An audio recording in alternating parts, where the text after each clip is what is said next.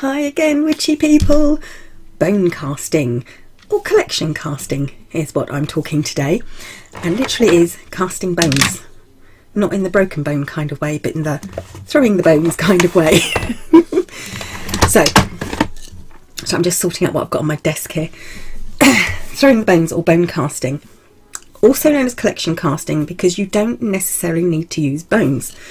Now, you could use seashells, nutshells, pieces of sea glass, pieces of wood, usually etched wood or marked wood,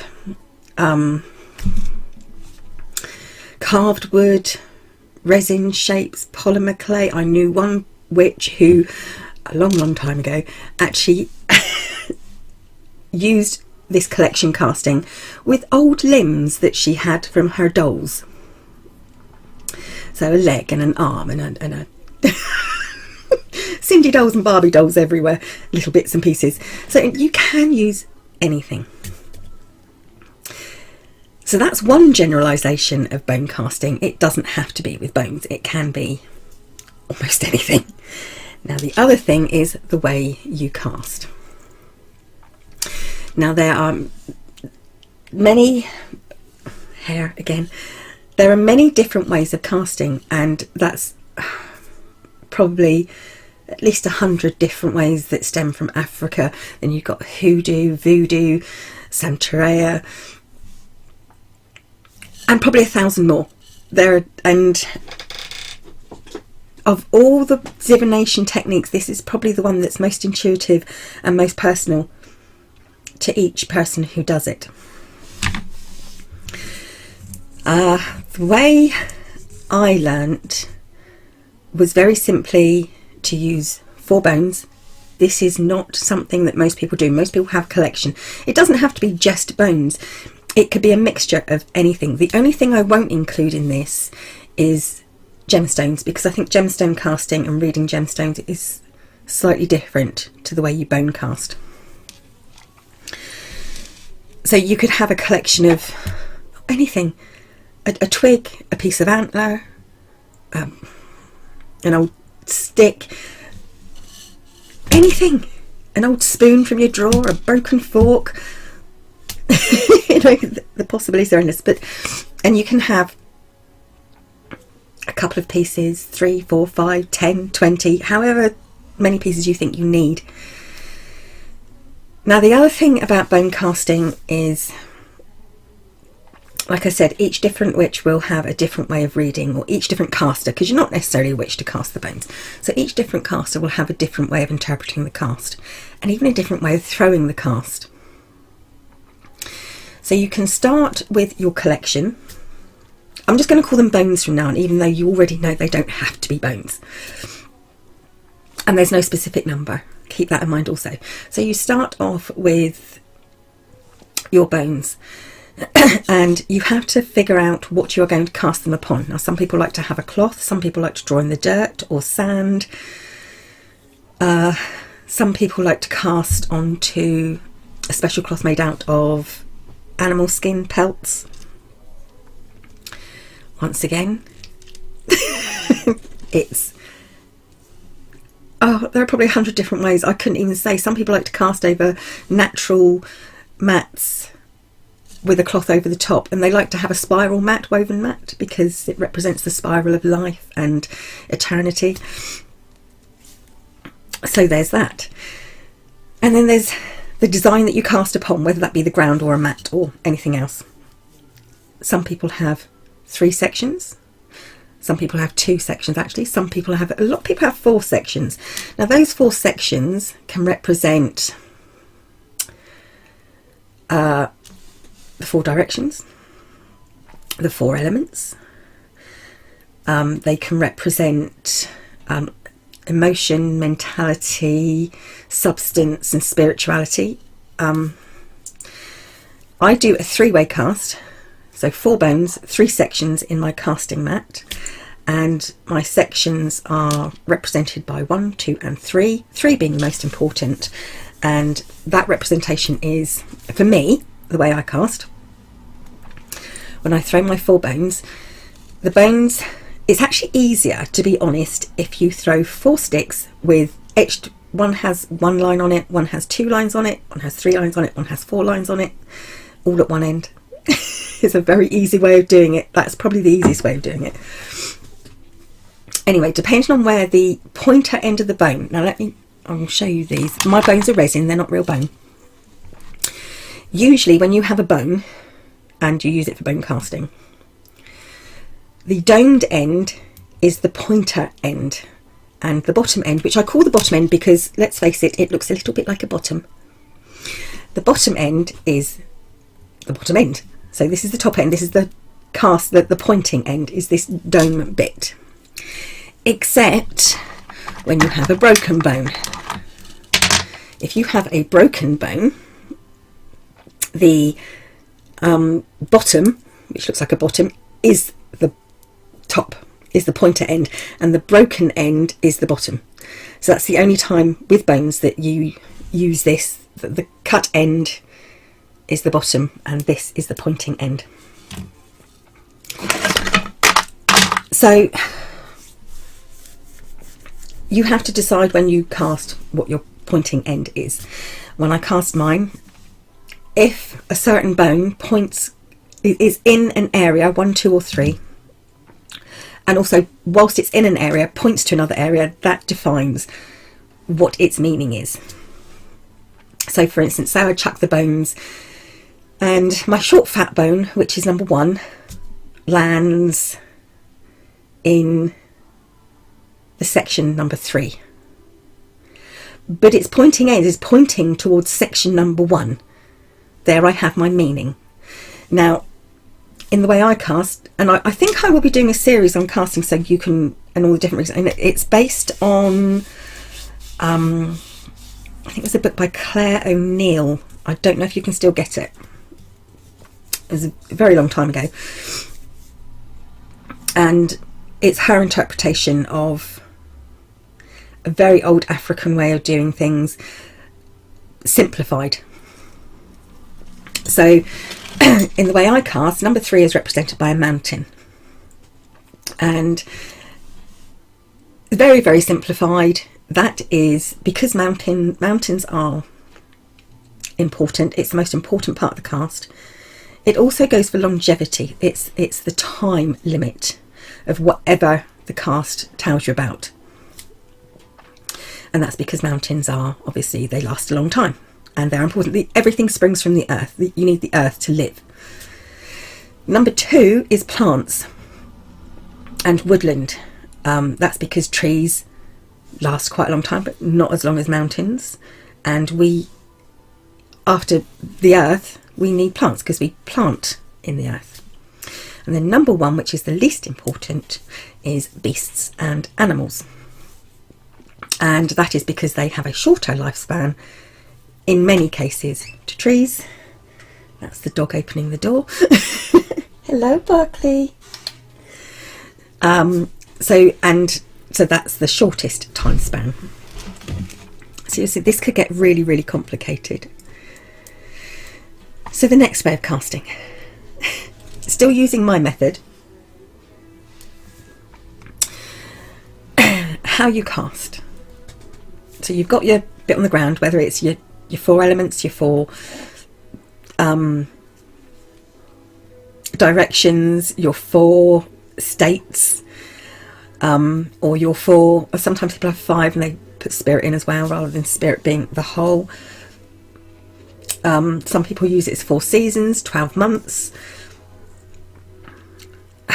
hundreds of ways of casting. Anyway, after I only have 3, simplifies it quite a bit. If I cast, when you first, I use the bones, even though mine aren't bones, they are resin. So the first thing you do is hold them in your hands and you warm them up, because they need to be infused with energy. Now, some people believe that the type of bones you use, or the type of collection that you use, can very much dictate on the way the cast is and what you're told. For instance, apparently blackbird, crow and raven, corvid bones are they kind of take over reading. They're very talkative. They're the ones who want to be heard. They're very loud. I've heard that some certain tribes will only use possum bones. Some tribes will only use bird bones. Some tribes will only use chicken bones. So, like I said, so this is why I like the resin bones, because they are only infused with the energy I give them. So you hold them in your hand. Now, depending on which hand you would like to warm them up and infuse your energy with, depends on what you're casting for. So if you're casting for past and influence from the past and to have help from the past, you sinister cast. So you'd cast with your left hand. If you're doing it for either present or past, present and future together, you use both hands. If you are casting only for the future, you cast with your right hand. So that's the idea. So you kind of feed the bones, feed your collection with your energy before you cast. Now, like I said, this is just the way I do it. You'll get a lot of people, I mean, I know certain sections of hoodoo will say that you can only keep your bones or your collection. They tend to have collections rather than bones, which can include bones. They have to be kept in a bowl near your altar, so they're always being fed that energy from your altar and from your workings that you do.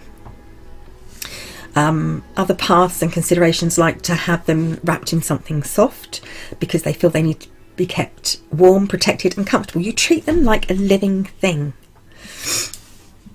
Now, the only other thing I'm going to mention about bone or collection casting is this. If you want to do this as completely your own way of casting, you can.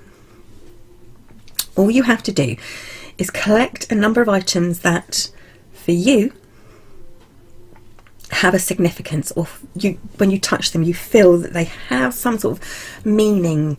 The tactileness of them, just you feel something. Some people even feel a tingling in their hands and their arms.